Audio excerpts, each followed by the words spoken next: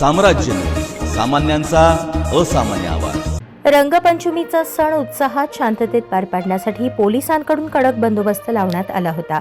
शहरातील प्रमुख चौकात पोलिसांकडून ट्रिपल सीट जाणारे, गोंधळ घालणारे यांच्यावर कारवाई करण्यात येत होती। अशाच प्रकारे मधला मारुती परिसरात अर्धनग्न अवस्थेत फिरणाऱ्या तरुणांना पोलिसांनी ताब्यात घेतले, त्यांना तंबी देऊन सोडण्यात आले।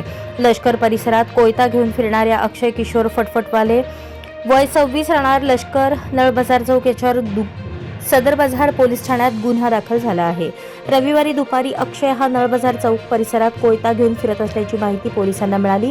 माहितीवरून पोलिसांनी त्याला पाठलाग करून पकडले। त्याच्याकडून 100 रुपये किमतीचा 10 इंचाचा कोयता जप्त करण्यात आला। याबाबत सोमनाथ सुरवसे यांनी फिर्याद दिली।